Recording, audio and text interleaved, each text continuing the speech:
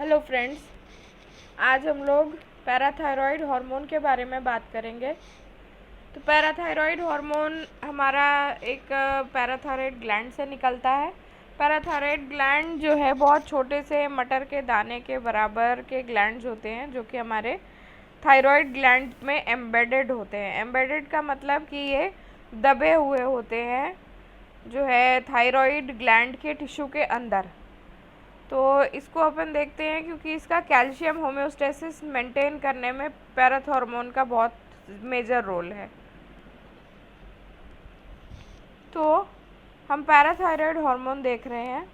तो parathyroid hormone first of all कहाँ located है ये आपको आना चाहिए। तो इसकी लोकेशन है on the posterior sides of upper and lower lobes of the thyroid gland, immediately behind the thyroid gland. माने हम अगर सामने से किसी को देखेंगे तो हमको उसके मेजर बल्क दिखाई देगा थायरॉयड ग्लैंड का, लेकिन ये जो ग्लैंड है ये लोकेटेड है पोस्टीरियरली। मतलब अगर जैसे हमारा जो थायरॉयड ग्लैंड है वो कुछ इस तरह से आता है, ये आप देख रहे हैं इस फिगर में मैंने दिखाया है। ये देखिए इसकी एनाटॉमिकल पोजीशन ये है।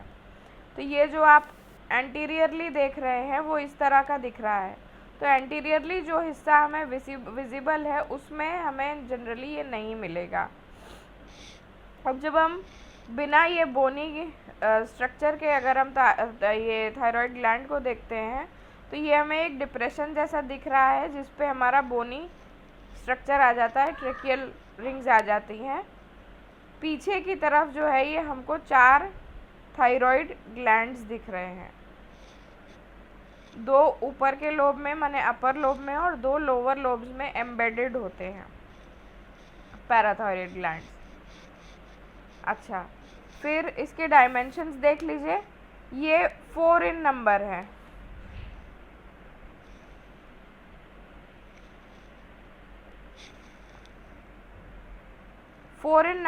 इसका साइज लेंथ में ये 6 mm के होते हैं, विड्थ में 3 mm के और थिकनेस इनकी 2 mm होती है।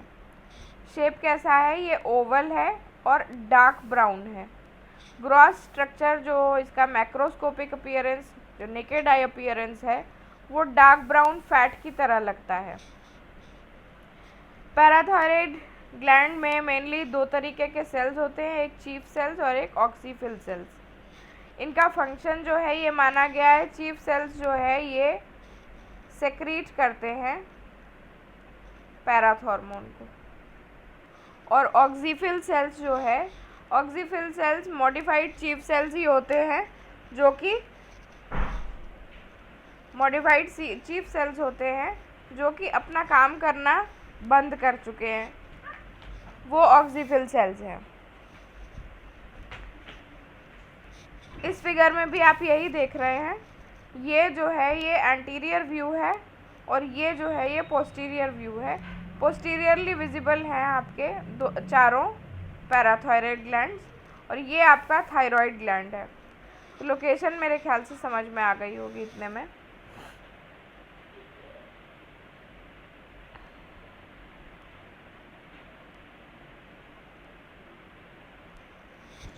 ये माइक्रोस्कोपिक फीचर्स हैं हमारे पैराथायरॉयड ग्लैंड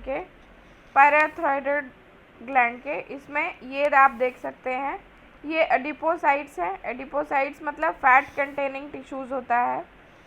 चीफ सेल्स जो ये सेल्स हैं जो आपको पोरस दिख रहे हैं, ये चीफ सेल्स होते हैं, ये अभी भी पैराथ हार्मोन को सेक्रीट कर रहे हैं। और ऑक्सीफिल सेल्स जो है ये बड़े सेल्स होते हैं जो कि ये सेक्रीट करना बंद कर चुके होते हैं। ये आपकी ब्लड वेसल्स दिख रहे हैं और एडिपोसाइट्स दिख रहे हैं। क्या निकाल रहे हैं ये, क्या निकलता है इनमें से, पैराथ हार्मोन निकलता है।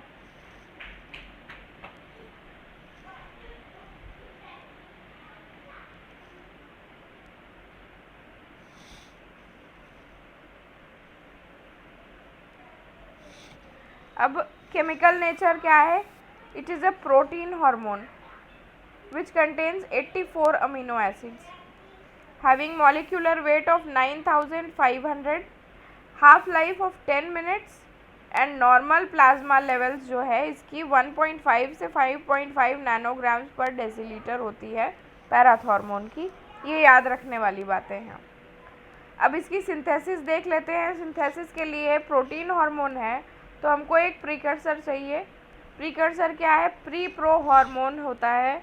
मैंने आपको एंडोक्राइनोलॉजी के इंट्रोडक्टरी लेक्चर में ये सब बताया हुआ है। जनरल ओवरव्यू सारे हार्मोन्स का मैंने दिया हुआ है। तो जनरल ओवरव्यू में हमने प्री प्रो हार्मोन लिखा था।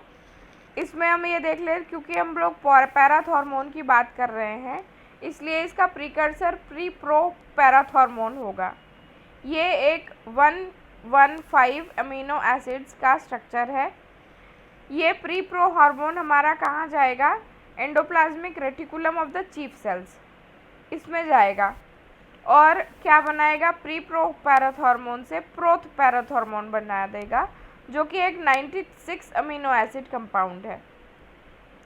उसके बाद ये जो है एंडोप्लाज्मिक रेटिकुलम से जाएगा गोल्गी apparatus में, where it forms parathormone. Parathormone आपको मैंने बताया ये 84 अमीनो एसिड्स कंपाउंड है। अब नॉर्मल रेंज ऑफ कैल्शियम क्या है? 9 to 11 mg होना चाहिए रफली। हमारे पैराथॉर्मोन का क्या काम क्या है? इसको ब्लड कैल्शियम को 9 to 11 की नैरो रेंज में रखना है। इससे ऊपर नहीं बढ़ने देना है और इससे नीचे नहीं बढ़ने देना है। अगर ब्लड का कैल्शियम ज़्यादा है तो उसके अपने कॉम्प्लिकेशंस हैं और अगर वो कम है तो उसके अपने कॉम्प्लिकेशंस हैं। इसलिए हमारी कैल्शियम जो है वो नॉर्मल रेंज में रहनी चाहिए। नेक्स्ट वीडियो में हम बात करेंगे पूरा कैल्शियम होम्योस्टेसिस की, कैल्शियम कैसे रेगुलेट होता है, क्या क्या फंक्शन करता है, ये सब हम नेक्स्ट वीडियो में देखेंगे। अभी हम पैराथॉर्मोन का एक्शन देख लेते हैं। पहले सबसे मेजर एक्शन जो है इसका बोन्स पे है। बोन्स पे ये क्या करेगा? बोन्स में देखिए दो तरीके के सेल्स होते हैं, एक ऑस्टियोब्लास्ट होता है और एक ऑस्टियोक्लास्ट होता है। ब्लास्ट जो है वो बोन फॉर्मिंग सेल है और क्लास्ट जो है वो बोन ब्रेकिंग सेल है। तो पहले क्या है, अगर क्लास्ट पे एक्ट करेगा, लेकिन क्लास्ट पे एकदम से एक्ट नहीं कर सकता है कोई चीज़, पहले उसको ब्लास्ट के थ्रू वो ऑस्टियोक्लास्ट पे एक्ट करेगा। तो बोन में पहले क्या होता है? रिजॉर्प्शन बढ़ाना है, मतलब ये बोन ब्रेकिंग करेगा। बोन एक सॉलिड स्ट्रक्चर है। सॉलिड स्ट्रक्चर के अंदर आपका कैल्शियम और फॉस्फेट है। जब ये आयनाइज हो जाएगा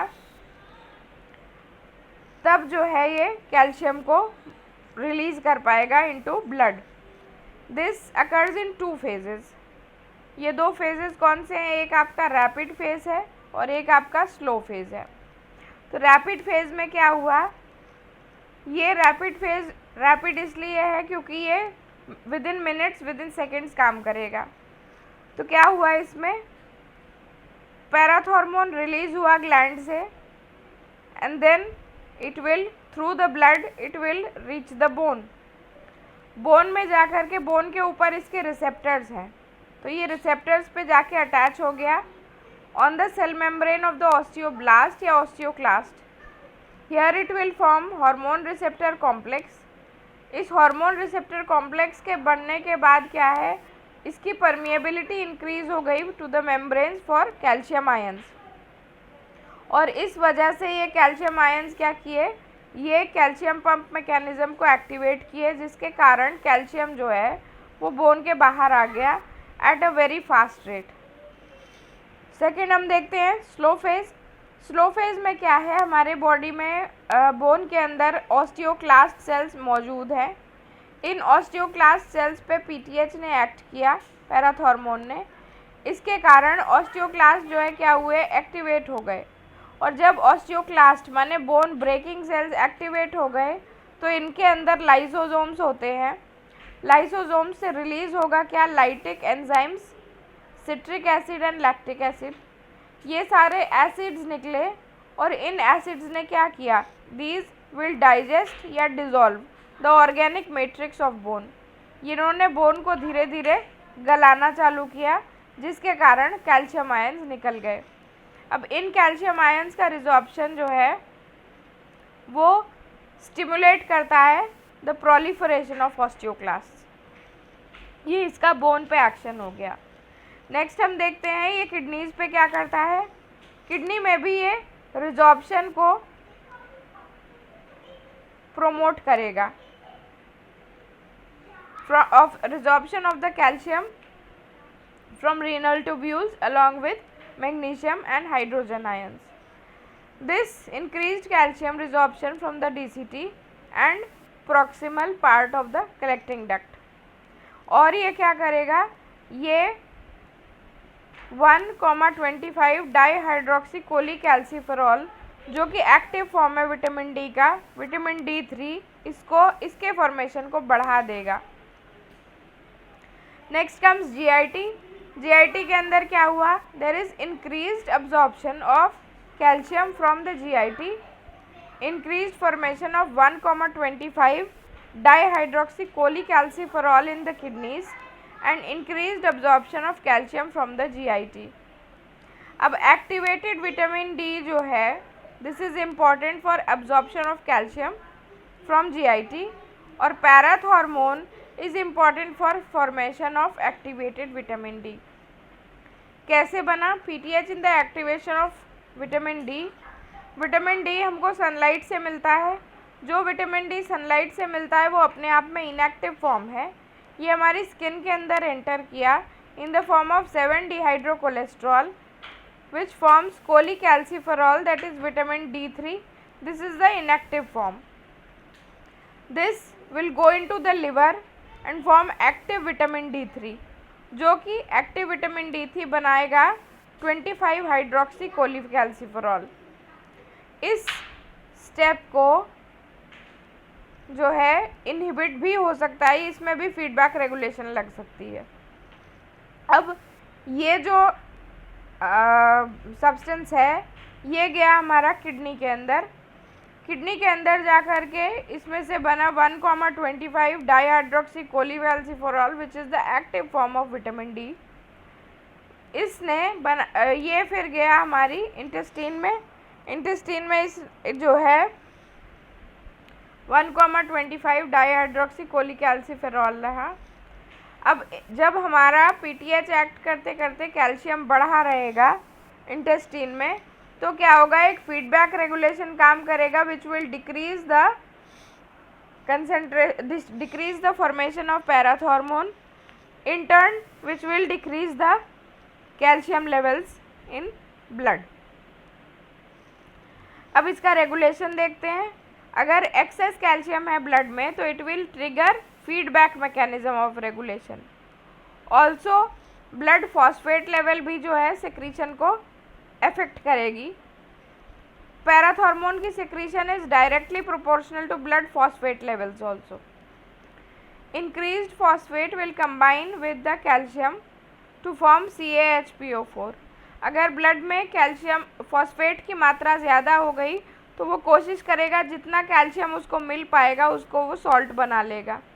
इसकी वजह से आयनाइज्ड कैल्शियम की कंसंट्रेशन कम हो जाती है, जिसके कारण PTH का सेक्रीशन बढ़ जाता है। This is something to be remembered. इसके एक्शंस की समरी देख लेते हैं। तो UV लाइट से हमारा प्रो विटामिन डी आया inactive form. This has formed cholecalciferol. Cholecalciferol enters the liver. Liver में बना 25 हाइड्रोक्सी विटामिन डी।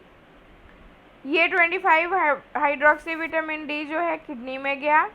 किडनी में बनाया इसने 25 dihydroxy vitamin D which is in inactive form. यहाँ पे फिर जो है ये इसने क्या बनाया 1,25 dihydroxy vitamin D which is the active form. इस विटामिन डी का क्या काम है, इसने बोन पे रिजॉर्प्शन को इंक्रीज़ किया। इंटेस्टाइन में इसने कैल्शियम रिजॉर्प्शन और प्लाज्मा कैल्शियम कंसंट्रेशन को इंक्रीज़ किया। किडनीज़ में इसने कैल्शियम रीअब्जॉर्प्शन को इंक्रीज़ किया और पैराथायरॉइड्स में इसने क्या किया, सेक्रीशन को डिक्रीज़ किया। रफली हमने पैराथायरॉइड हार्मोन के बारे में जान लिया है इस वीडियो में। नेक्स्ट वीडियो में मैं आपको हाइपर पैराथायरॉयडिज्म और हाइपोपैराथायरॉयडिज्म, इसका जो अप्लाइड एस्पेक्ट है वो बताऊंगी, और विटामिन डी के बारे में कुछ बताऊंगी। इसका अलग से मैंने इसलिए बनाया है क्योंकि हाइपोपैराथायरॉयडिज्म और हाइपर पैराथायरॉयडिज्म अपने आप में शॉर्ट नोट क्वेश्चंस हैं, जो कि पैराथ हार्मोन के बिना भी पूछ लिए जाते हैं। तो उसके लिए आपको जो है थोड़ा ज़्यादा मटेरियल आना चाहिए शॉर्ट नोट के लायक। इसको मैं नेक्स्ट वीडियो में डिस्कस करूँगी। Till then, thank you. Please like, share and subscribe if you like my content. Thank you.